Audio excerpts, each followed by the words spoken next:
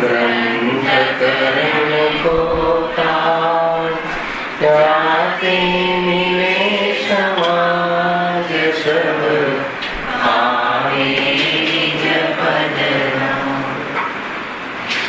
जे निज भाव सदा सुख निज नो करो प्रकाश जे बहुविधि भव दुख हरणी करे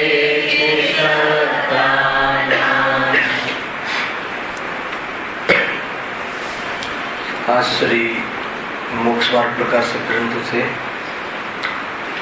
आज त्रीजा अध्याय नो प्रारंभ करिए छीए।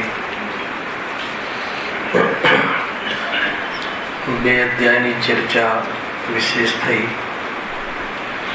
अंतिम अध्याय में संसार रूपी रोग नु निदान, कर्मना उदय में थती जीवनी केवी अवस्थाओं जेने ईमानदारी थी अगर जो समझी तो वैराग्य आव्या वगर रहे नहीं। एवी जातिना वर्णननी चर्चा आपणे करी। हवे संसार दुख अने मोक्ष सुखનું નિરૂપણ, સંસારની અવસ્થા તો બતાવી, પણ સંસારમાં થતા દુઃખોનું વર્ણન એની મુખ્યતાથી આ અધિકારની ચર્ચા છે। दुखोना वर्णन की सी जरूर है, दुखी तो छे। कोઈને प्रश्न थतो होय तो कहे से कि तुम दुखी से बराबर से, परंतु तने दुखना स्वरूपनी खबर नहीं, एक दुखना कारणोनी खबर नहीं। એટલે दुखना कारणने अन्य माने से અને તું જૂઠા ઉપાયો કરે છે। दुखना खरेखर कारण कौन से? जीव एम समझे से कि शरीर में रोग थवो, धन जतु रहू, बाह्य में दरिद्रता होवी आदि दुखना कारण से। तो कहे से कि छेद नहीं दुखना कारण। दुखना कारण नी तने खबर नहीं, अर्थात अन्यथा माने से दुखना कारण अने एने दूर करवानो उपाय करे से, जूठा उपाय करे से। એટલે કહે છે કે તારે દુઃખનો અંત આવતો નથી, તો આ અધિકારમાં અમે તને સંસારના દુઃખોનું વર્ણન અને ખરેખર તું જે જૂઠા ઉપાય કરે છે એનું તને જ્ઞાન કરાવીશું, અને સાચો ઉપાય શું છે એની પણ ચર્ચા જેટલી અપેક્ષિત છે એટલી કરીશું। તથાપિ પૂરા અધિકારમાં एक पेरेग्राफ खाली मात्र मोक्ष सुखना उपाय नो कह्यो छे, केम के एनी चर्चा आगळ करवा वाळा छे। એટલે પહેલા પાકું કરાવે છે કે ભાઈ એ તું દુખી છે તો નક્કી કર। એ રીતે અહીંયા કયા કયા દુઃખો થાય છે, કેવી જાતિના દુઃખ અનુભવ કરે છે, એ બધી ચર્ચા આપણે એના આધારે કરીશું। મંગલાચરણના રૂપમાં એક દોહાની અહીંયા સ્થાપના કરી છે, એની ચર્ચા કરીએ છીએ। જે નિજ ભાવ સદા સુખદ નિજનો કરો પ્રકાશ। જે નિજ ભાવ સદા સુખદ, કોની વાત છે? આ સ્વભાવની વાત છે। નિજ ભાવ, જ્ઞાયક ભાવ, કારણ પરમાત્મા, શુદ્ધાત્મા, દ્રષ્ટિનો વિષય જે કહો તે નિજ ભાવ। નિજ ભાવ સદા સુખદ, हमेशा सुखरूप से। ए भाव में कोई खोट आवी नहीं। भाव એટલે शक्ति, निज शक्ति, सामर्थ्य। सानु सामर्थ्य? सुखनु सामर्थ्य। एमा रंच मात्र पण कमी आवी नहीं। सुखना स्वभाव में काई पण खोट आवी नहीं। अनंत काल थी आ सुखनो स्वभाव कर्म पुद्गलोनी वच्चे रहवा छतां ए रूपे थयो नथी, एम कहे। पर्यायमां घणी हीणी दशा थवा छतां कोई हीनपणुं स्वभावमां આવ્યું નથી। સુખનું કારણ મોજૂદ છે. શું છે સુખનું કારણ? નિજ શક્તિ, નિજ સામર્થ્ય, સ્વભાવ, ચેતન સ્વભાવ, ત્રિકાળી ધ્રુવ વિદ્વાન આત્મા, જે પણ જે શબ્દમાં તમને ખ્યાલ આવતો હોય શબ્દમાં, એ સ્વભાવ સદા સુખદ અર્થાત હંમેશા રહે છે. હવે કહે છે કે નિજનો કરો પ્રકાશ. એમાં સારી વાત છે. પહેલામાં કાળની ચર્ચા છે પહેલા પદમાં, અને બીજા પદમાં પુરુષાર્થની ચર્ચા છે. બે વાત છે. પુરુષાર્થ ક્યાં કરવાનો છે?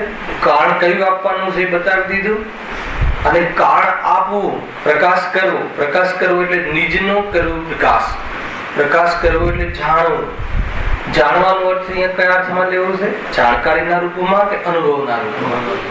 બરાબર આમાં લેજો. જાણવામાં તો આપણે જાણકારી તો છે, આત્માનો સ્વભાવ ધ્રુવનું છે આદિ. અહીંયા જાણવામાં શ્રદ્ધા ભેગી વાત છે.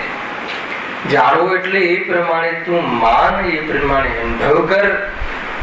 હું આવો છું, આ મારું સ્વરૂપ છે, એમ શ્રદ્ધાન કરતો જાણ. બાકી આત્માના સંબંધમાં તો કોણ નથી જાણતો? અસભામાં બધા જાણે છે આત્માનું સ્વરૂપ શું છે, ચેતન સ્વરૂપ છે, કાયમી રહે છે, બધું બધી જ વસ્તુ. પણ એવા અનુભવની વાત છે, દ્રષ્ટિની વાત છે. બીજી શ્રદ્ધા થવી જોઈએ ને. નિજનો કરો પ્રકાશ. અનાદિકાલથી તે આ નિજ સ્વભાવનો અનુભવ કર્યો નથી. ખ્યાલ જાણ્યો તો છે, સાંભળ્યું તો છે, પણ આ હું છું એવો અનુભવ કર્યો નથી. મૂળ વાત એ છે. જાણવા માત્રની વાત અહીંયા નથી. કદાચ કોઈ જગ્યાએ કીધું હોય કે જાણ, ગુરુદેવ જાણ પર એક પ્રવચન કરે છે, એક શબ્દ પર, જાણ શબ્દ પર આખું પ્રવચન. એમાં બધી વાતો, બધા કન્સેપ્ટ, બધા એંગલ બતાવે છે. જાણ એટલે જાણકારી રૂપ માત્ર, શું કહેવાય, શાસ્ત્રના આશ્રય માત્ર, વિકલ્પ માત્ર, એમ નહીં. એ પ્રમાણે અનુભવ કરતું જાણ. રાગને પણ જાણ અને સ્વભાવને પણ જાણ. બંનેમાં જાણ શબ્દ લગાવે. તો રાગને જાણવો કે નહીં જાણવો? રાગને હું છું એમ નહીં જાણવું, પણ હું નથી એમ તો જાણવું. ખ્યાલ આવ્યો કે આ રીતે છે ને શ્રદ્ધાનમાં પરમાં પરાયાપન, સ્વમાં આપનાપન, એ રીતે શ્રદ્ધા ચાલે છે. પરને કેવી રીતે જાણવાનું છે? શરીરને કેવી રીતે જાણવાનું છે? નીતિનભાઈ, આપણે કેવી રીતે જાણીએ છીએ? જાણવાનું કે નહીં? આપણે જાણીએ છીએ કે નહીં? ઘણા પ્રશ્નો મૂકો, ઘણો ખ્યાલ આવી જશે. દેહ આદિને જાણીએ છીએ કે નહીં? જાણીએ છીએ ને પ્રભુ.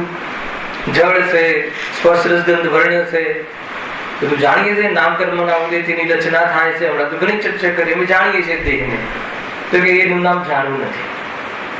કેટલું અને કેવી રીતે જાણવું જરૂરી છે? આ હું નથી એમ જાણ. આ મારું સ્વરૂપ નથી એમ જાણ. ખ્યાલ? આમ દેહ મારું સ્વરૂપ નથી એ કોનો ગુણ છે? આત્માનો.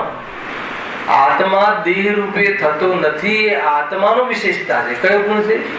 અસત નામની આત્મામાં શક્તિ છે, જેના કારણે દેહ આદિ રૂપે થતો નથી, અન્ય રૂપે થતો નથી. તો આ શક્તિની ચર્ચા છે. આત્માની આ શક્તિ છે. કોનો આત્મા દેહ રૂપે થતો નથી? જ્ઞાનીનો કે અજ્ઞાનીનો? હે નહીં, અજ્ઞાનીનો થઈ જતો હોય, ગોરો કાળો રૂપાળો, જે રીતે થઈ જતો હોય રીતે થઈ જાય છે. એ રીતે થતો જ નથી. કેમ નથી થતો? કે એની શક્તિ છે. આ શક્તિ નિજ ભાવ કરો એનો પ્રકાશ. પ્રકાશ કરવામાં શું લેવું છે? એવું તું અનુભવ કર, શ્રદ્ધા કર, એ રુચિ કર, તું માન. એમ માન એમ કહે છે અહીંયા. તો શું થશે? આગળ લખ્યું છે, બહુવિધિ ભવ દુઃખ તણી. બધા જ પ્રકારના દુઃખો. એટલે શું દુઃખ કેટલા પ્રકારના હોય ને બધું પેલા પેરેગ્રાફમાં છે, ત્યાં ખુલાસો કરીશું. અનેક પ્રકારના જે દુઃખ છે કરે છે સત્તા નાશ. એની સત્તા નાશ થાય છે. ગજબ છે હેને? એવો નિજ ભાવ છે કે જેને સાંભળવા માત્રથી એને સ્થૂલ પાપ અને સ્થૂલ ભૂલો તો નીકળી જાય, સાંભળવા માત્રથી. અને જેને અનુભવ કરવા માત્રથી, સાંભળજો, જેને અનુભવ કરવા માત્રથી અથવા સમ્યક દર્શન, સાચું દર્શન કરવા માત્રથી અનંત સંસારનો ભાવ થઈ જાય છે. જેના પ્રચુર વેદનથી વિશેષ સ્થિરતાને પ્રાપ્ત થવાય છે, અને જેમાં સંપૂર્ણ સ્થિરતા થવાથી એને અનંત સુખની પ્રાપ્તિ થાય છે. અને જેના હોવાથી આપણને પણ શું કામ છોડીએ, જેને હોવાથી જ્ઞાની ધર્માત્માઓ અર્યંત પરમાત્મા આદિ આપણને વિદ્વાન આત્મા કહે છે. ખ્યાલ આવે કે જે સ્વભાવના જોઈને આપણને વિદ્વાન આત્મા કહે છે, તું ભગવાન સ્વરૂપ છો એમ એટલો જોરદાર આત્માનો દ્રષ્ટિનો વિષય, શુદ્ધનો વિષય, આત્માનો સ્વભાવ જે અનુભવ કરવા લાયક છે, અને નિજનો કરો પ્રકાશ.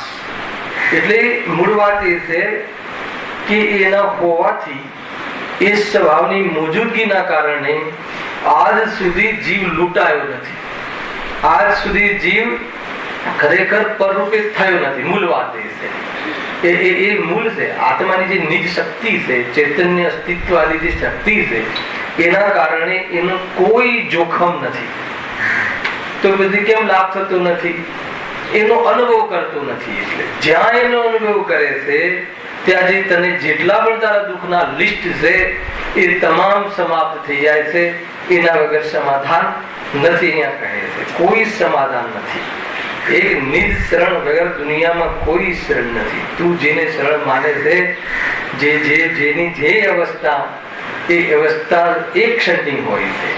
એટલે કહે છે કે શરણભૂત નથી. આગળ કહે છે જે બહુવિધિ દુઃખ તણી કરે છે સત્તા નાશ. સારી સત્તા નાશ કરે? કઈ સત્તા નાશ થાય? કોઈની સત્તા નાશ થાય કે નહીં? હે ને? કોઈ દ્રવ્યની સત્તા નાશ થાય કે ન થાય? તો આ કોની સત્તાની વાત છે? દુઃખની, ક્ષણિક દુઃખની, એની સત્તા નાશ થાય છે.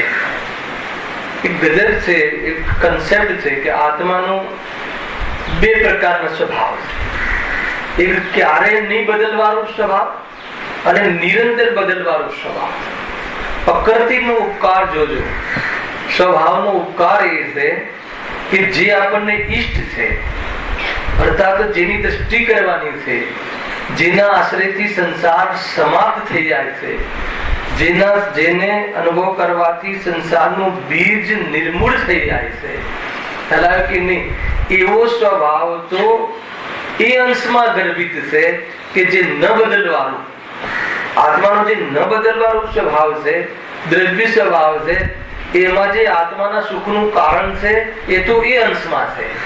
ખ્યાલ આવ્યો? અને જે આત્માને ઈષ્ટ નથી, જે આત્મા ત્યાગવા માંગે છે, જે આત્મા છોડવા માંગે છે, એની સ્થાપના અર્થાત એ વિશેષતા કયા અંશમાં છે? પર્યાય અંશમાં છે. ગજબ છે. તો પર્યાય સ્વયં બદલાય છે, સ્વયં પલટવાનો સ્વભાવ છે, નાશ થવાનો સ્વભાવ છે. તો દુઃખનો નાશ, દુઃખ જે છે એ નાશ થવાનું પર્યાયમાં પ્રગટ થાય છે. એટલા માટે દુઃખનો નાશ સ્વયં થાય છે. તો કોઈને પ્રશ્ન થાય કે જયારે દુઃખનો નાશ થાય જ છે તો કરવાનું કેમ કહો છો? જયારે પર્યાય બદલવાની છે, પર્યાયનો નાશ થાય છે, પરંતુ શુદ્ધાત્માના આશ્રય જો એ અભાવ થતો નથી તો પર્યાય નાશ તો થાય છે, પણ નવું પણ ઉત્પન્ન થાય છે. હલાલ કે નહીં? નવું દુઃખ પણ ઉત્પન્ન થાય છે ને. તો એ નવું ઉત્પન્ન ન થાય એના માટે સ્વભાવના આશ્રય રૂપ પુરુષાર્થ કરવો એટલું યોગ્ય છે. ખરેખર આપણા માટે આ બહુ ઊંચો સંદેશ છે કે જે તારે પ્રાપ્ત કરવું છે, જે આત્માના એવા અંશમાં બિરાજમાન છે કે જેનો ક્યારે અભાવ થતો નથી. અને તારે જેનો અભાવ કરવો છે એવા અંશમાં સ્થાપના છે, એની બિરાજમાન છે કે જેનો હર સમય નાશ થવા જ પેદા થાય. ખ્યાલ? એ તો સ્વરૂપમાં જાય તો સંતતિ છે, સંતતિ તોડવાની વાત છે. બાકી એવો કોઈ રોગ નથી અથવા એવો કોઈ રાગ નથી કે જે ક્ષણથી વધારે રહે. ક્ષણથી વધારે રહે એવો રાગ છે કે હર એક ક્ષણનો રાગ છે, પરંતુ સંતતિ જે છે સંતતિ તોડવાની છે. તો સંતતિનો જે કાર્યક્રમ સમાપ્ત કરવા માટે અનાદિ અનંત પ્રભુ છે એના આશ્રય થાય છે, એની ચર્ચા અહીંયા કરી છે. આ રીતે એક જ પેરેગ્રાફ, એક જ શું કહેવાય, એક ગાથામાં, શ્લોકમાં કે દોહામાં આખા અધિકારની વાત આપી દીધી છે. પૂરો જે આગળ શું વાત આવવાની છે એની વાત અહીંયા કરી છે. જો આગળ હવે એ સંસાર અવસ્થામાં નાના પ્રકારના દુઃખ છે તેનું વર્ણન કરીએ છીએ. એને દુઃખોના વર્ણનની વાત છે. મને બહુ વિચાર આવ્યો સવારે લીટી વાંચતો હતો કે દુઃખોનું વર્ણન શું કામ, દુઃખોનું વર્ણન શું કામ, સુખનું કેમ નહીં. ખ્યાલ આવે તો દુઃખનું વર્ણન બી ખરેખર જીવને સાચા દુઃખની પણ ખબર નથી. ખ્યાલ આવે ને તો દુઃખમાં સુખની કલ્પના કરે છે અથવા દુઃખને સુખ માનીને વેદે છે. તકલીફ એ છે. અને એટલો રીઢો થઈ ગયો છે જીવ, એટલું એને સહજ થઈ ગયું છે આ દુઃખ અને દુઃખના કારણો, આ જ એનું જીવન છે. તથાપી દુઃખ છે એ તો છે એ રીતે સહન કરે છે, રીઢો થઈને સહન કરે છે કે બસ આપણે તો આ દુઃખ સહન કરવા માટે જ જન્મ્યા છીએ હે ને. બાકી સુખનું કામ તો કોનું છે? જ્ઞાનીઓનું કામ છે. એમ સમજે છે આ ચીજ. ને આ શબ્દમાં ભલે સુખ દુઃખ ના શબ્દોમાં ના વાપરે, પણ તમને બતાવું કઈ રીતે કહે. કઈ રીતે કહે? ધર્મ તો એને ધર્મ તો જ્ઞાનીઓ માટે છે. આપણે તો તુચ્છ જીવ છે, ધર્મ કઈ રીતે કરી શકીએ? હવે ધર્મ એટલે શું? ધર્મ નો શું અર્થ લીધો તો આપણે? સુખ. ધર્મ નો સુખ થાય. ધર્મ એટલે વિતરાગતા, અને વિતરાગતા એ સુખ છે. તો એ એમ સમજે છે કે ભાઈ એ તો આપણી જાગીર જ નથી. તો એ રીતે અહીંયા સમજે છે. જો હવે એ સંસાર અવસ્થામાં નાના પ્રકારના દુઃખ છે. તો દુઃખ કેટલા પ્રકારના હોય ભાઈ? સંસારમાં જે સુખ દુઃખ છે બંને લઈએ. અહીંયા દુઃખની જ વાત કરી છે ને, આપણે થોડો ન્યાય કરીએ. સંસારમાં જે સુખ દુઃખ છે એ કેટલા પ્રકારના? સુખ કેટલા પ્રકારના? ચલો, સંસારમાં સુખ લાગે છે ને, તો સુખ કેટલા પ્રકારના અને દુઃખ કેટલા પ્રકારના? કોઈ બહુ ભારે પ્રશ્ન તો છે નહીં. મેં ક્યાં અતિન્દ્રિય સુખની વાત કરી છે? આપણે સુખી તો માનીએ છીએ આપણને. સુખ કેટલા પ્રકારના? ખરેખર જોવા જઈએ તો સંસારમાં પણ સુખ એક જ પ્રકારનું છે અને દુઃખ પણ એક જ પ્રકારનું છે. અને ખરેખર સામાન્ય રીતે જોઈએ તો નિરાકુરતા એ સુખનું લક્ષણ છે, આકુરતા દુઃખનું લક્ષણ છે. પણ સંસારમાં જેને સુખ કહે છે એને ઓછી આકુરતાને દુઃખ કહેવાનો નિયમ છે. તો એ જે અર્થાત તો કર્મ થિયરી બહુ ભણ્યા હમણાં. તો સાતા વેદની કર્મના ઉદયમાં જીવ જે હર્ષનો અનુભવ કરે છે હે ને, એને એ વાસ્તવમાં સુખાનુભૂતિ કરે છે. બંગલાની ઈચ્છા જો હોય અને બંગલો મળી જાય તો એ ઈચ્છાને અનુકૂળ બહારમાં વ્યવસ્થા થવી, તો એ સંબંધી ઈચ્છાનો અભાવ થવો, અર્થાત તો ઈચ્છાની સમાપ્તિ થઈ જવી, એ સંબંધી ઈચ્છા તો એટલી એને આકુરતા મટે છે અને અર્થાત પ્રસન્ન રહે છે. તો સાતાવેદની કર્મના ઉદયમાં એ બહારમાં એવી સામગ્રી મળતા એને બંગલાની સુખાનુભૂતિ કહે છે. લોકમાં આ રીતે છે, પગાર વધે તો સુખી થઈ જાય, શરીરમાં રોગ મટે તો સુખી થઈ જાય. તો ખરેખર સુખી થઈ જાય એ તો નિમિત્તની ઓરથી બહારના અનેક સામગ્રીની ઓરથી ભેદ કરવામાં આવે છે. પણ દરેક સુખાનુભૂતિ એ જે માને છે એમાં પણ સાતાવેદની કર્મનો ઉદય એક, અને એ સમયે જે પ્રસન્નતા, હર્ષ અને શાસ્ત્ર સંબંધી હર્ષ કે એ જે ચાહતો હતો એ અનુસાર બહારમાં વ્યવસ્થા થવી, તો ચાહતના અંશો ડાઉન થવા એટલે એને થોડીક આકૃતા ઓછી થાય છે. તો એને દુનિયાની અંદર, ખરેખર દુનિયાની અંદર એને સુખ કહેવાય છે.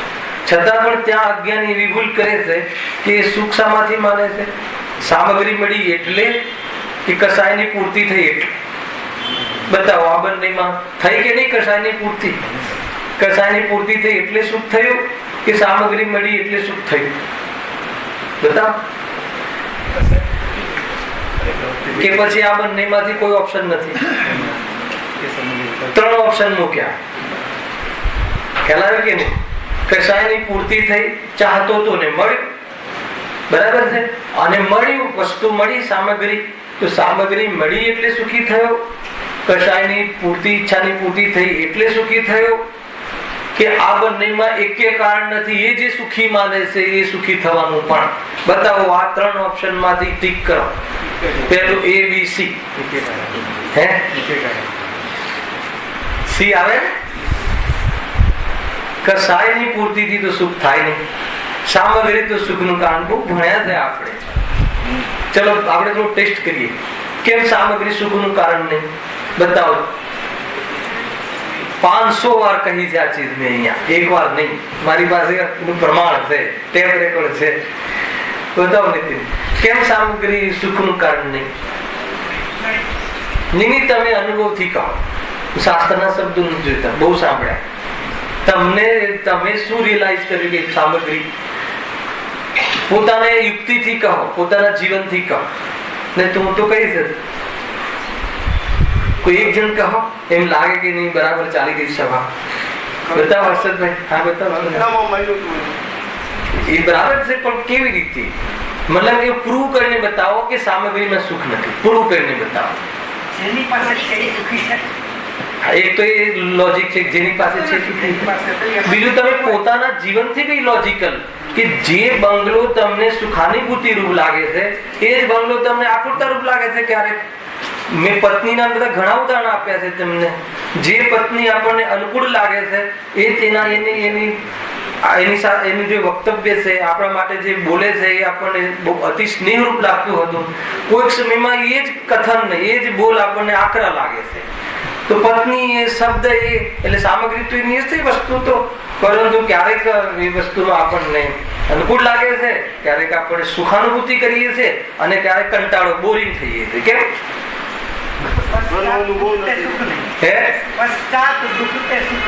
એટલે એ સિદ્ધિ થઈ કે સામગ્રીમાં જો સુખ હોત તો દરેક સમય લાગવી જોઈતી હતી. એ જ પત્ની જયારે પરણીને આપણે લાવ્યા ત્યારે એ જે આપણે હે સ્વામી કે જે કહેતી હોય એ વખતે આપણને સુખાનુભૂતિ થાય અને ક્યારેક કેટલાક વર્ષો જાય પછી કહે તો શું કહીએ આપણે બળબડ નહીં કર અને એક બાજુ બેસવું થયું શું એ બતાવો. તો એ જ પત્નીને એ જ શબ્દ સામગ્રી વસ્તુ એની પરંતુ એમાં સુખ છે જ નહીં.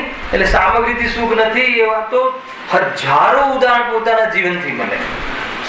જે પોઝિશન બહારની, જે ઉદય, જે ધન સુખરૂપ લાગે ક્યારેક એ ધન આપણને આપત્તિજનક લાગે. એ જ ધન એનો અર્થ કે સામગ્રીમાં સુખ દુઃખ નું વસ્તુ છે નહીં. મૂળ વાત એ છે. અને કસાયમાં લક્ષ્ય નથી. નહીં, એ તો બરાબર ચંદ્રકાંત વાત તો એ જ છે. પણ મારે આપણને પ્રશ્ન મારો એ છે કે ભાઈ અહીંયા આપણે ક્યાંથી વાત થઈ કે સંસારની અંદર જે સુખ કહે છે એ કોને સુખ કહે છે? અર્થાત આપણે સુખ કોને કહીએ છીએ કે બહારમાં કોઈ ઈચ્છા અનુકૂળ સાતાવેદનીય કર્મના ઉદયમાં આપણી ઈચ્છાને અનુકૂળ બાહ્યમાં વ્યવસ્થાઓ મળવી એ સંબંધી આપણને પ્રસન્નતા હર્ષ થાય છે. એને સંસારી જન્મો અર્થાત સંસારમાં સુખ કહેવાની પદ્ધતિ છે. પેલા તમે શાસ્ત્ર પેલા શું વસ્તુ શું છે આપણે સુખી થયા ક્યારે કહીએ? હમણાં આને શાસ્ત્રને ગૌણ કરો. શાસ્ત્રમાં જ છે આ વાત, પણ તમે પોતાના જીવનથી જ સમજો. આપણે એમ તમે સુખી છો તો કે કેમ સુખી છો? હા હવે અમે સુખી છીએ. હવે અમે સુખી છીએ એનો શું કાઢશો તમે? હવે બરાબર થઈ ગયું અને હું એ ઈચ્છતો હતો કે મારા દીકરાને એન્જિનિયરિંગમાં એડમિશન મળી જાય તો હવે એડમિશન મળી ગયું. પેલા રોગ મટવો જોઈતો હતો, રોગ મટી ગયો. બધું જ બરાબર છે. બહારમાં એક ફ્લેટની જરૂરત હતી એ પણ મળી ગયો. એનો આપણે મળી ગયો એને આપણે સુખના કારણો અર્થાત આપણે સુખનો અનુભવ કરીએ છીએ. એવું નહીં, આપણે સુખનો અનુભવ કરીએ. અને ખરેખર આચાર્ય કહે છે કે ત્યાં તો સુખનો અનુભવ કરે છે ને, અને ખરેખર એક પ્રકારથી સુખનો અનુભવ છે. તમે સમજો. પણ આપણે જે રીતે સુખનો અનુભવ કરીએ છીએ કઈ રીતે આપણે શું અનુભવ કરીએ છીએ કે સામગ્રી મળી ગઈ અને ઈચ્છાની પૂર્તિ થઈ એટલે આપણે સુખ થયું એમ માનીએ છીએ. ખ્યાલ આવે કે નહીં? તો પેલા એ બે રીઝન ખરેખર એનાથી સુખ થયું છે એ જે આપણે માનીએ છીએ એ તો કહે છે કે કેવી રીતે થાય? સામગ્રી તો ઘણી વાર આનાથી ડબલ થઈ જાય તો બી કંટાળા કરીએ છીએ. તો કે સામગ્રીથી નથી થઈ. તો અને ઈચ્છા તો સ્વયં આકુરતાજનક છે. તો થયું તું શું? એ વખતે ઈચ્છા રહી નહીં. સમજો, ત્યાં પણ કશાય મંદ પડી અર્થાત તો તીવ્ર કશાય ન રહી એનું સુખ હતું. એટલે સુખ તો કશાયના અભાવમાં જ પેદા થાય. એ સિદ્ધાંત છે. હાલાકી એ પોઈન્ટ પકડવાનો છે, પણ એ પોઈન્ટ ન પકડતા એ વિઝન ન આવતા એને એમ થયું કે મારી ઈચ્છાની પૂર્તિ થઈ અને આનાથી થઈ એટલે હવે નવી ઈચ્છાઓ થાય છે અને એની પૂર્તિ કરવાનો પ્રયાસ કરે છે. પરંતુ એ ઈચ્છાની પૂર્તિ રૂપ જે પ્રસંગ છે એ તો પૂર્વ કર્મના સાતા કર્મના ઉદયમાં એવી વ્યવસ્થા બને છે, પરંતુ અસાતા કર્મના ઉદયમાં એવું જોવા મળતું નથી. ખ્યાલ આવે છે કે નહીં? ઘણી વાર તો બહારનો ઉદય સળંગ એનો એ રહે મહેન્દ્રભાઈ, અને સાતા બદલાયા રાખે. અને આ બાજુ જીવ મોહને લઈને મોહ જેટલો તીવ્ર એટલો દુઃખી, અને મોહ જેટલો મંદ એટલો ઓછો દુઃખી. તો ઓછા દુઃખીને સંસારમાં સુખી કહેવાની પદ્ધતિ. ખ્યાલ આવે કે નહીં? સંસારમાં પણ આ કન્સેપ્ટ છે. ખ્યાલ આવે? ત્યાં પણ મોહ મંદ પડે છે, એને સુખ કહે છે. તો મોહના અભાવમાં સાચું સુખ કેમ પ્રગટ થાય? મારે એ બતાવો, મારે એ દિશામાં આખું. ખ્યાલ આવે ચંદ્રકાંત? એટલે તમે પોતાના જીવનથી આ તમે પ્રોસીડ કરો, આમાં પ્રયોગમાં આવવું જોઈએ. ખરેખર આપણને આપણા જીવનમાં કઈ પ્રકારના પ્રસન્નતાના પ્રસંગો, કઈ વખતે હસ થાય છે. અને દીકરો દોડતો દોડતો આવે કે પપ્પા આજે મારું પેકેજ જે 5 લાખનું કે 10 લાખનું થઈ ગયું. ખ્યાલ આવે કે નહીં? તો ખુશ થઈ જાય, પેંડા વેચે. અને આજે તો ખુશીના દિવસો છે. ગુરુદેવના શબ્દમાં તો શીરો બનાવીને ખાય. અને સીધી આ જ વાત, એ દિવસે ઘરમાં આજે શીરો બનાવો, એમ પાછું પહાડી આજે શીરો બનાવો. કેમ? એને આજે 10 લાખનું કામ થઈ ગયું, 5ની જગ્યાએ 10 લાખનું શેઠે પાસ કરી દીધા છે.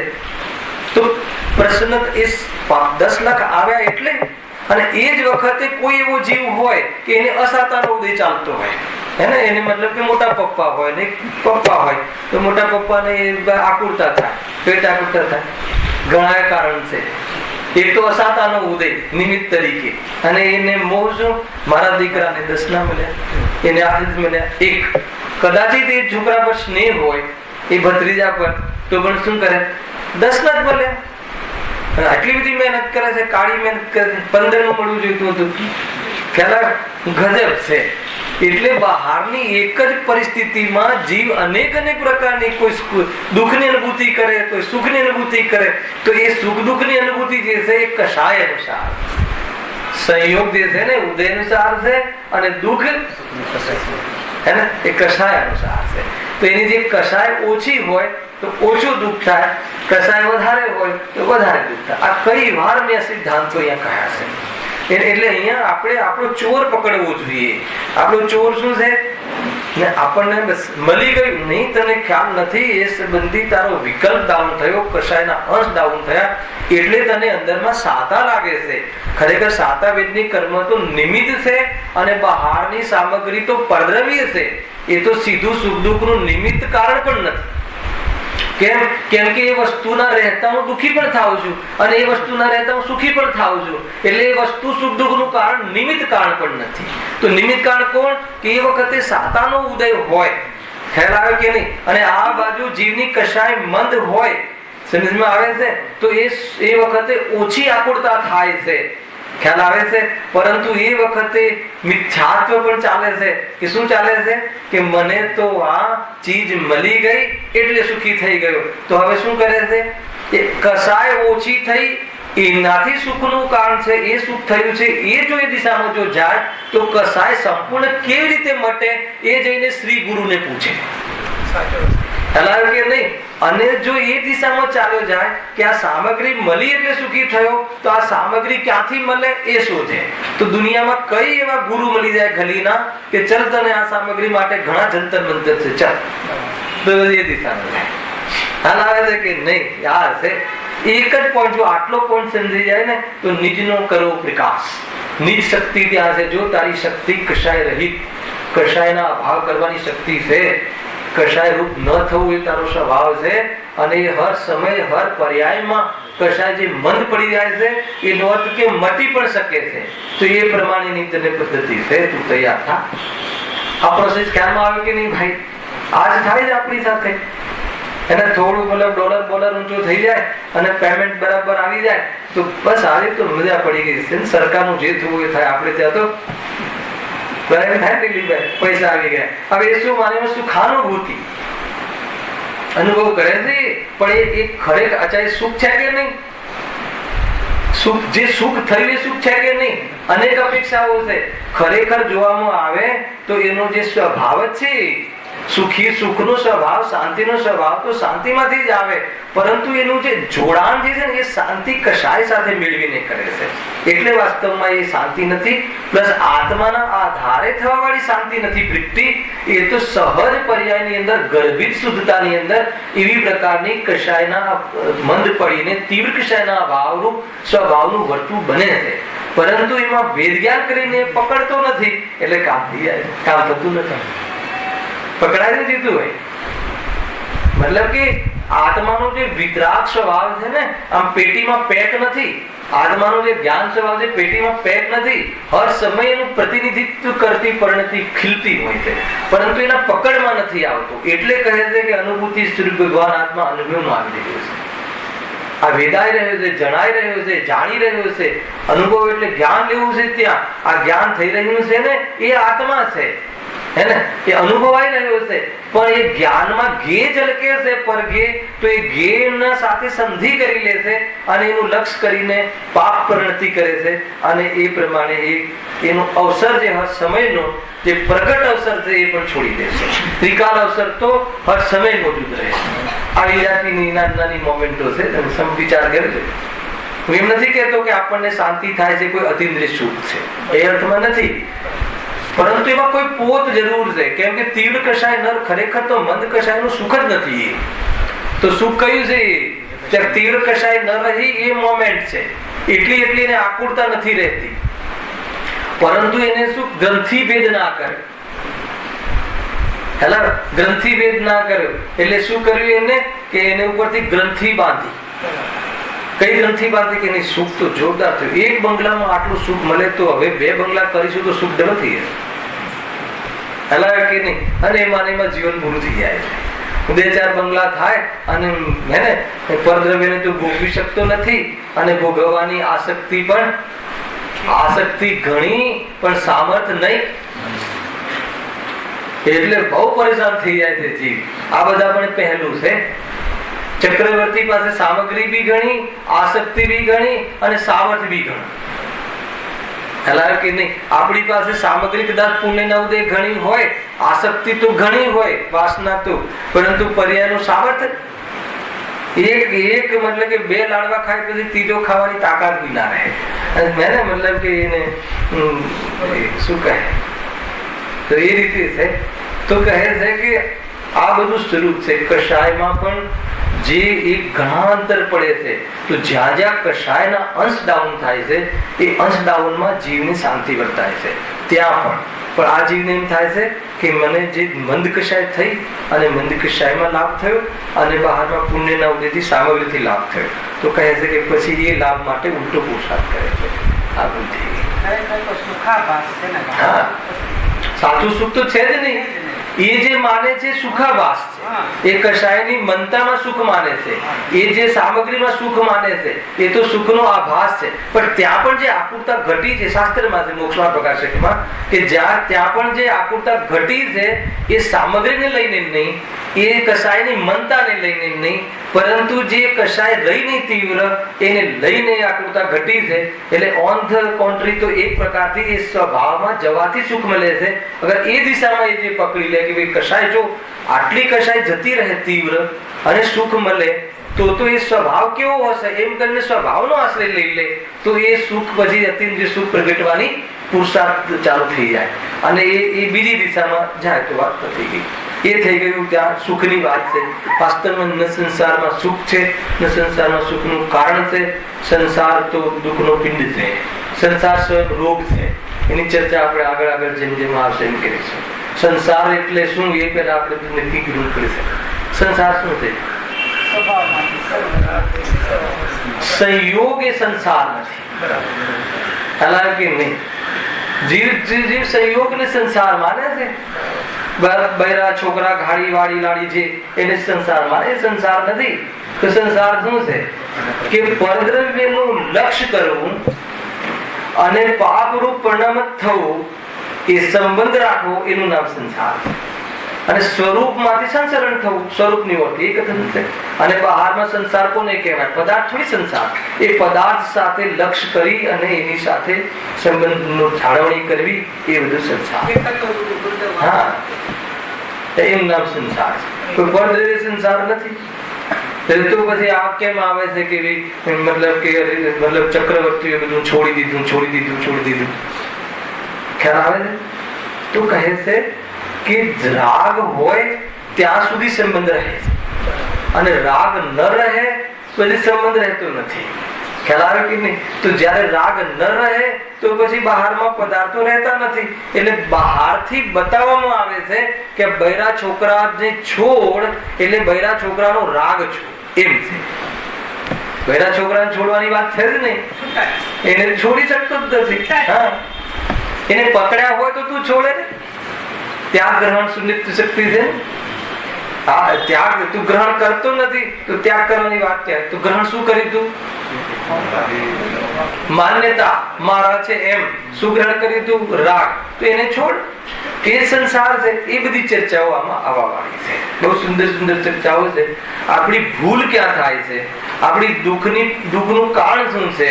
દુઃખનું કારણ બહારની વસ્તુમાં નથી, આપણી ગેરસમજ, આપણી ઉલટી સમજ, અજ્ઞાનતા, એ બધી વાતો આવશે.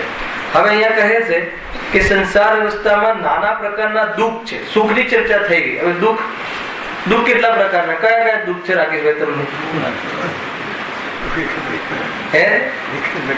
દુઃખ કેટલા પ્રકાર? એક જ પ્રકારનું હોય.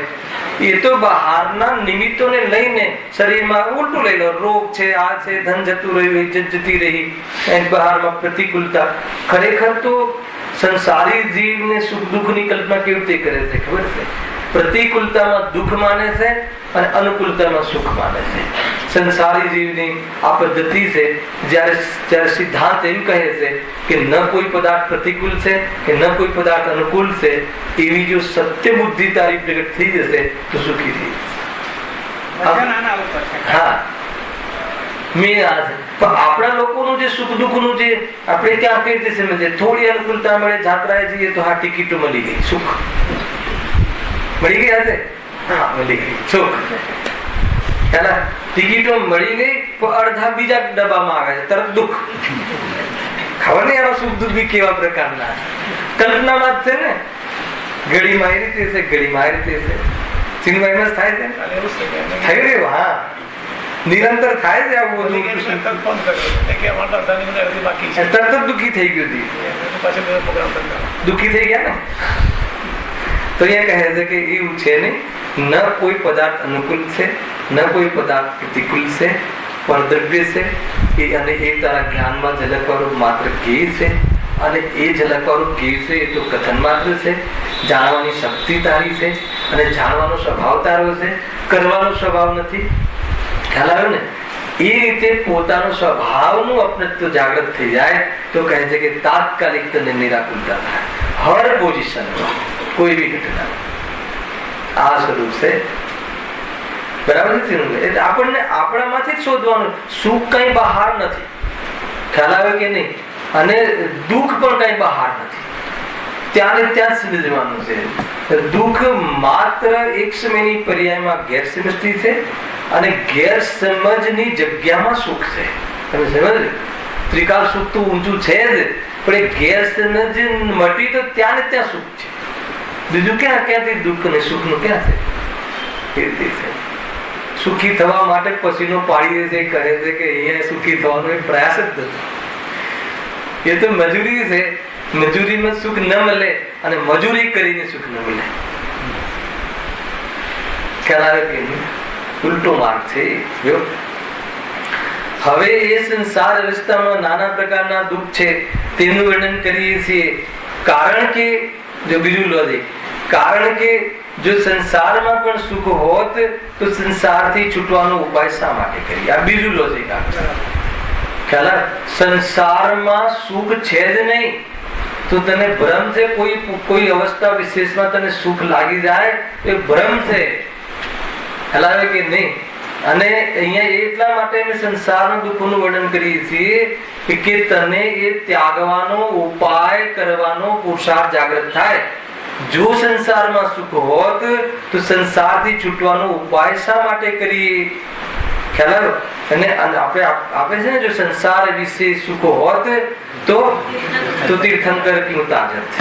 તીર્થંકર ભગવાન સંસારનો અર્થાત તો અનંત જ્ઞાનીઓએ સંસારમાં જે પોષણ છે, પોઝિશનોથી લક્ષ્ય કેમ હટાવ્યું?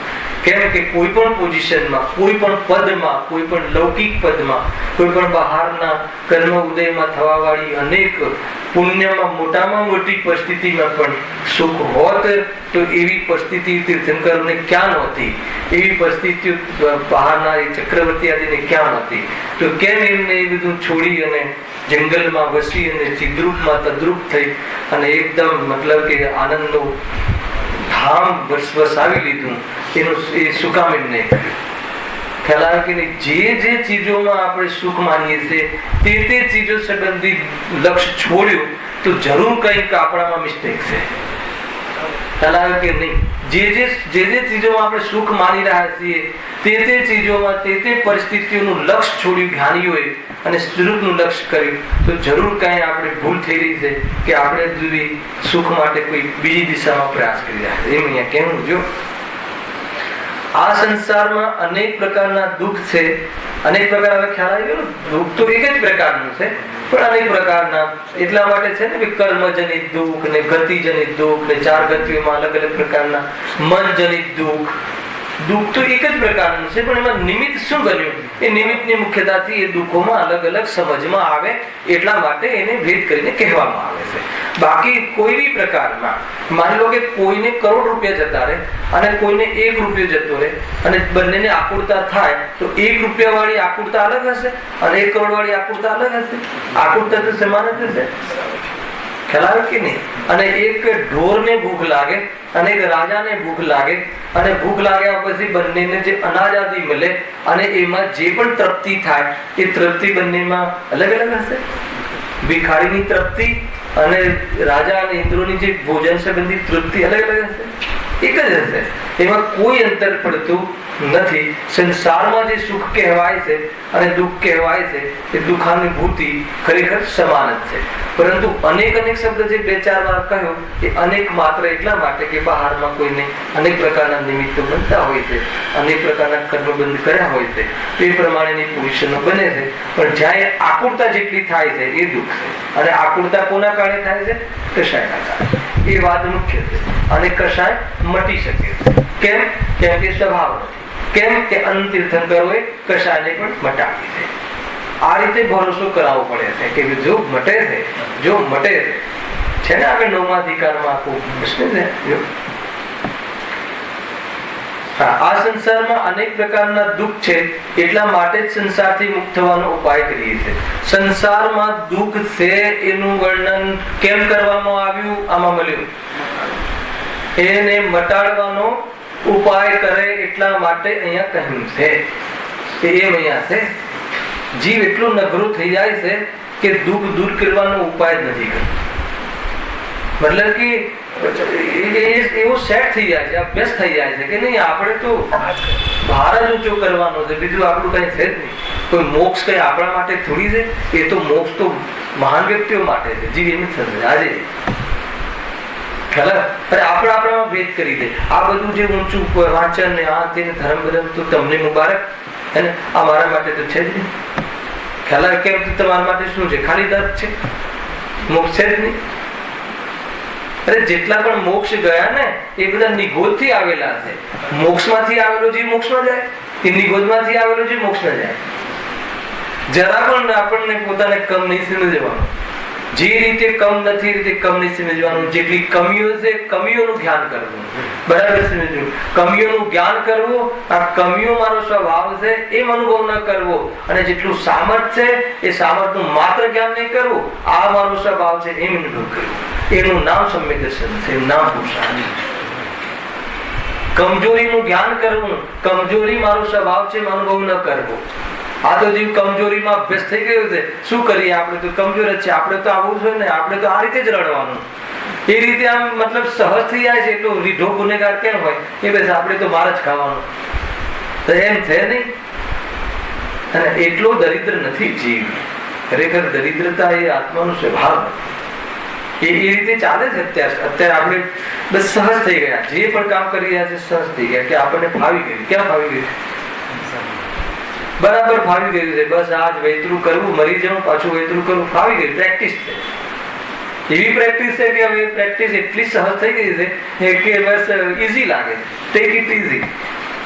અને ખરેખર ખતરનાક વાત તો એ છે કે એમાં એને સુખ લાગે છે. મૂળ વાત એટલા માટે આ દુઃખોનું વર્ણનની ચર્ચા છે. એનું સુખ લાગે, એક એક દુઃખનું વર્ણન કરશે. કદાચ આપણે એને સુખ ન માનતા હોઈએ એ જોવાનું. ભલે સુખ માનતો ના હોય, ભલે એ દુઃખ માનતો ના હોય, પણ વેદન તો દુઃખનું જ થશે ને. કોઈ માણસ અગ્નિને બરફ સમજીને સેવન કરે તો અનુભવમાં તો જેવી વસ્તુઓ એવી જ થશે ને. અગ્નિનું સેવન કરે બરફ સમજીને, પણ બળશે કે ઠંડક થશે? પરંતુ શ્રદ્ધા એટલું મોટું કામ કરે છે, ભલે 100 વાર બળે, પરંતુ આમાંથી ઠંડક આવશે. એટલી શ્રદ્ધાથી એ નિરંતર અગ્નિમાં રહે છે. શ્રદ્ધા એટલી મોટું જોરદાર. એટલા માટે ગુરુદેવે શ્રદ્ધા ફેરવવાની વાત પહેલા કરી કે પહેલા તું તારી દ્રષ્ટિ ફેરવ. દ્રષ્ટિ નહીં ફેરવે તો નહીં થાય કામ. શ્રદ્ધા બહુ મોટું પ્રકરણ થાય. જો આપણી શ્રદ્ધા ના હોત ને, ધનમાંથી સુખ નથી મળતું એવું, ધનમાંથી સુખ મળે છે એવી જો શ્રદ્ધા ના હોત ને, તો દુકાને ના જાય. ખ્યાલ આવે કે? હવે બીજો પ્રશ્ન નહીં લાવતા, જ્ઞાની પણ જાય છે ને, એ પછી વાત કરીશું. ખ્યાલ આવે કે નહીં? આપણે પૂરી શ્રદ્ધાથી જઈએ છીએ. ખરેખર શ્રદ્ધા વગર કાર્ય નથી થતું બહારમાં જે આપણે પૂરું મન લગાવીને કામ કરીએ છીએ બિઝનેસમાં, એ કઈ એની પાછળ શું કામ કરી રહી? શ્રદ્ધા.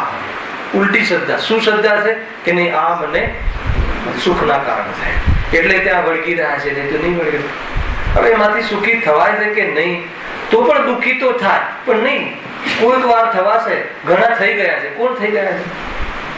તીર્થંકરો થઈ ગયા છે સુખી. એટલા માટે આ પ્રમાણ આપવામાં આવે છે કે જો તીર્થંકરો આ બધામાં સુખ ન લાગ્યું, સ્વરૂપમાં રહીને સુખી થવાય છે, એને તું રહી શકે છે. ખબર નહીં કઈ શ્રદ્ધાથી આપણે કામ કરી રહ્યા છીએ કે બહારમાં સુખ મળે છે. એક વ્યક્તિ તો બતાવો કે તેનાથી સુખી થઈ ગયું. એટલે પોતે જેવું વિચાર્યું છે પોતાની કલ્પના પ્રમાણે, એ પ્રમાણે બહાર જોવે છે. પછી એ વ્યક્તિ પાસે જઈને પૂછે કે ભાઈ તમે સુખી છો, તો એક વાર ના કહે, દુઃખના લિસ્ટ બતાવે. હે હા, બધી ગોળીઓ બતાવે.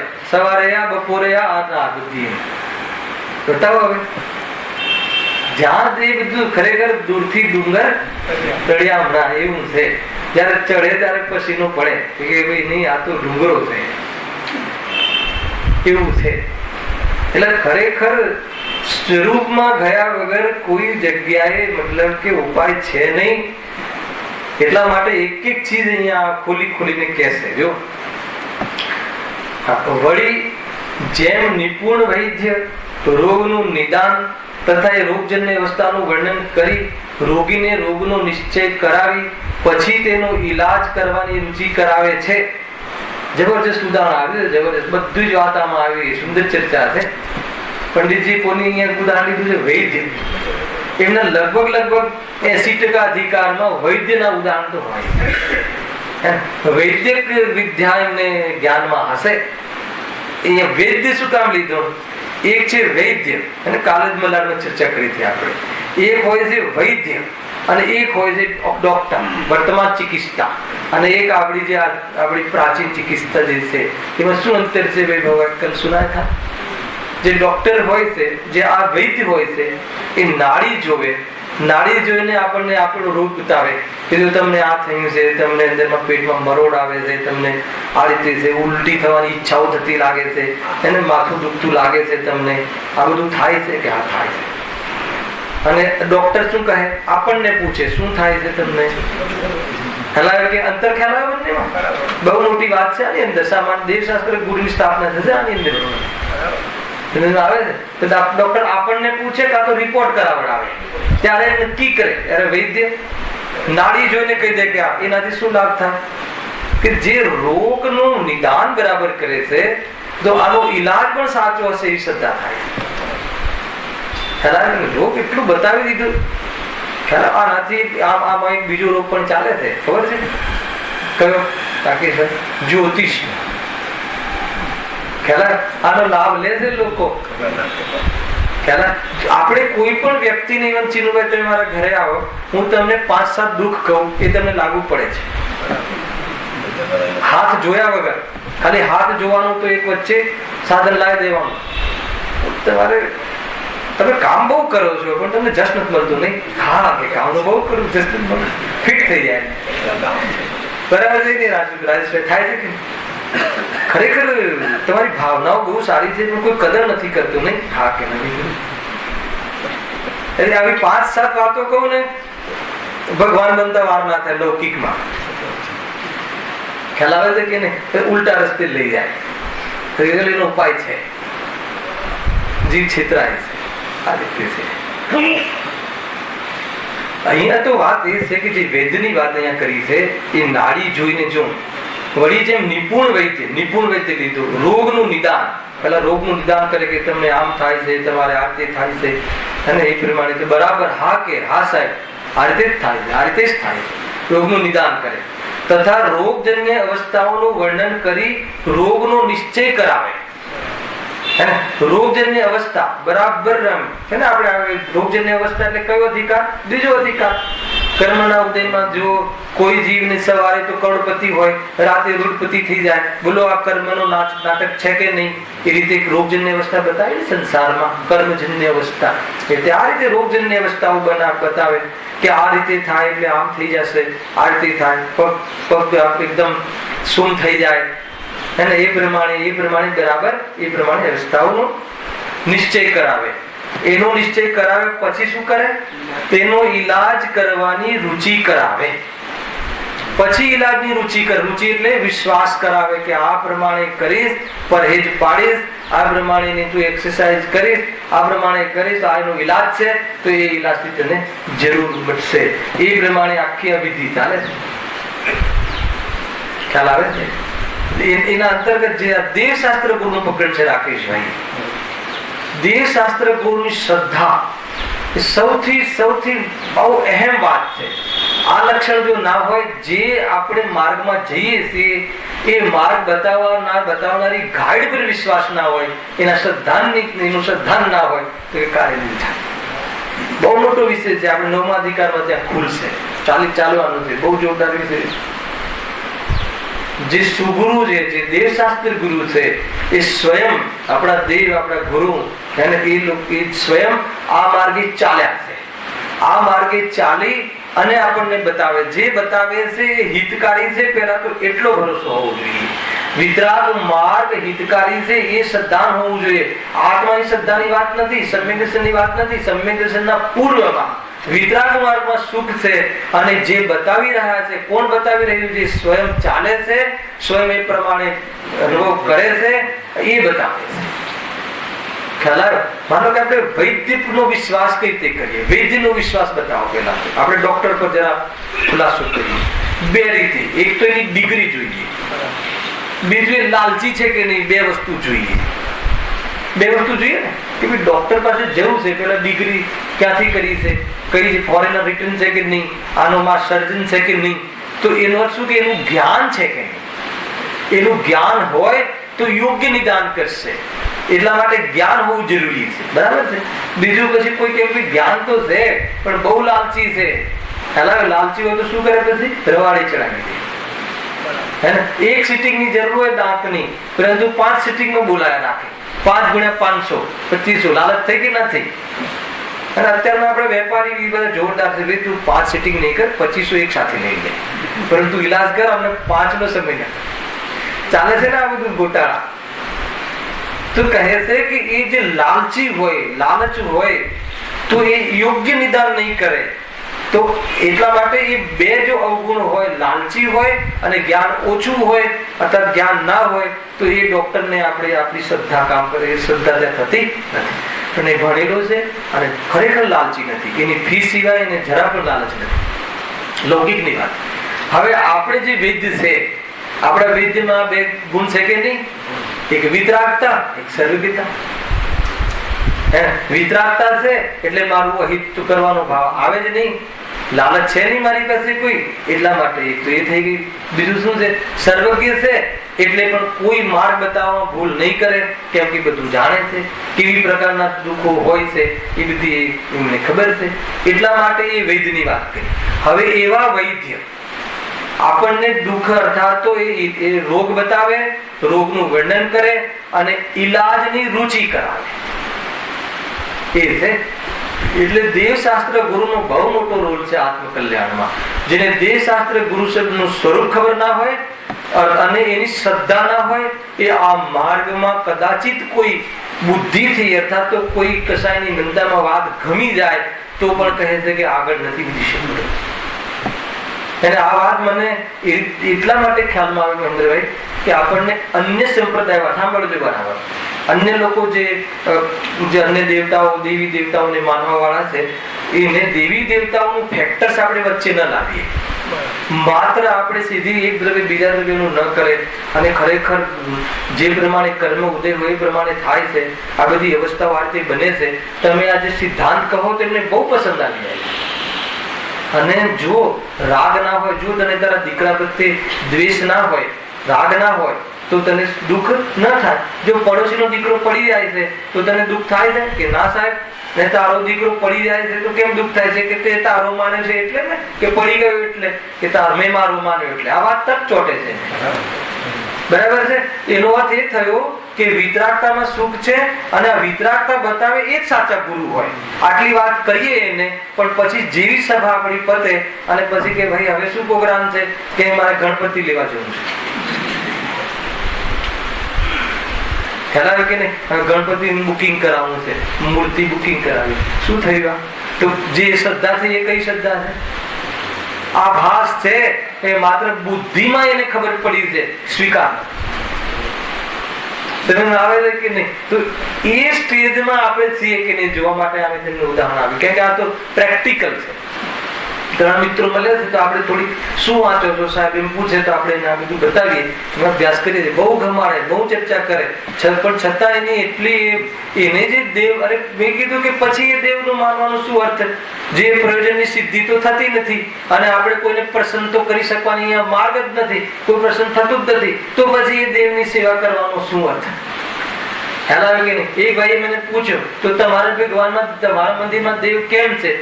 મારા મંદિરમાં જે દેવ છે ને એ દેવ અમને એનાથી માર્ગદર્શન મળે છે અને આપણે એને જોઈને આપણે માર્ગ ના ભૂલી જઈએ ને એટલે જઈએ છીએ. પણ એમને પ્રસન્ન કરવાની પદ્ધતિ અમારે ત્યાં નથી, અને હોય તો બંધ કરી દેજો. ખ્યાલ આવે કે નહીં? આપણે ત્યાં પ્રસન્ન કરવાની કોઈ પદ્ધતિ નથી કે અષ્ટદ્રવ્યમાં બહુ ઊંચી બદામ લાવીને જબરજસ્ત, તો કદાચ સિમંદર ભગવાન ત્યારે ત્યાં છે તો જોઈ લે, કાંઈ એને કહી દે, કહી તો દે. ખ્યાલ આવે કે નહીં? કહી રહ્યા છે શું થવાનું છે શું નથી થવાનું, તો એનાથી કોઈ ફરક નહીં પડે. અરે ઘણો મામલો હજુ તો બાકી છે.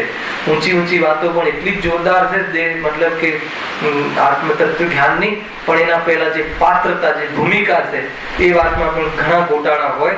તો કોઈ કહે કે એકલી આત્માની વાત સાંભળી લે તો કામ નહીં થાય. ચારેય લક્ષણ સમ્ય દ્રષ્ટિને હોય છે. દેવશાસ્ત્ર ગુરુનું શ્રદ્ધાન, સ્વપનનું શ્રદ્ધાન, સાતત્યનું શ્રદ્ધાન અને કયું રહ્યું આત્માનું શ્રદ્ધાન. આ ચાર લક્ષણ કહ્યા ને અનેક પ્રયોજનની સિદ્ધિથી એ ચાલે છે આપણે ત્યાં નિર્વધિકા. તો ચારે હોય છે, કોઈને એક હોય ને કોઈને એક ના હોય એમ ના બને. તો એ રીતે છે. જો હા શું થયું? આપણે શું યાદ રાખવું? દેવશાસ્ત્ર ગુરુની સંબંધી કેટલી શ્રદ્ધા હોવી છે જરૂર? એ જે માર્ગ બતાવે છે એ હિતકારી છે એક, અને એ જે બતાવનાર છે એના પર શ્રદ્ધા હોવી જોઈએ. એના પર શ્રદ્ધાનો હેતુ શું છે? કે એ નિપુણ છે એટલે એમનામાં જ્ઞાન સર્વજ્ઞ છે, અને જરા પણ લાલચ નથી એટલે વિતરાગી છે. તો પેલા એ શ્રદ્ધા હોવી જોઈએ, એટલે એમના સ્વરૂપની ખબર હોવી જોઈએ. અને એ જે માર્ગ બતાવે છે એ હિતરૂપ છે, એનું નામ દેવશાસ્ત્ર ગુરુની શ્રદ્ધા બહાર બાહ્યમાં. અને એ શ્રદ્ધા બી સમ્યક ત્યારે કહેવાય કે એ રૂપે તું અનુભવ કરે ત્યારે એ શ્રદ્ધા ખરેખર વ્યવહાર શ્રદ્ધા પણ કહેવાય. નહીં તો એના પહેલા લોક રૂઢિથી વ્યવહાર શ્રદ્ધા કહેવાય છે. અને આ મોક્ષ માર્ગ રૂપી વ્યવહાર શ્રદ્ધા ત્યાં સુધી નથી કહેવાતી. એ રીતે લોક રૂઢિથી કહેવાય કે શ્રદ્ધા છે અમને, અમે કુદે કુ, એ પણ કુદે કુ ગુરુ કુશાસ્ત્રની શ્રદ્ધા ન હોય તો એને લોક રૂઢિથી પણ શ્રદ્ધા કહેવાય. અર્થાત કુદે કુ ગુરુ કુશાસ્ત્રની શ્રદ્ધા ન હોવી એટલે શું? એટલે શું બતાવો ચીનુભાઈ, તમે બહુ સાંભળ્યું છે મારી સાથે. આ કુદે કુ ગુરુ કુશાસ્ત્રની શ્રદ્ધા ન હોવી એટલે શું? એટલે કે ગ્રહિત મિથ્યાત્વનો અભાવ અથવા અગ્રહિત મિથ્યાત્વની પુષ્ટિ ન કરવી, એનું નામ ગ્રહિત મિથ્યાત્વનો અભાવ, એનું નામ કુદેવ કુગુરુ કુશાસ્ત્રની શ્રદ્ધા ન રહેવી. એનો અર્થ કે સાચા દેવશાસ્ત્ર ગુરુની શ્રદ્ધા થવી. આવી શ્રદ્ધા તો સામાન્ય રૂપથી દરેક મતલબ જૈની જીવને હોવી જોઈએ. આ છે, આટલી બધી વાતો છે.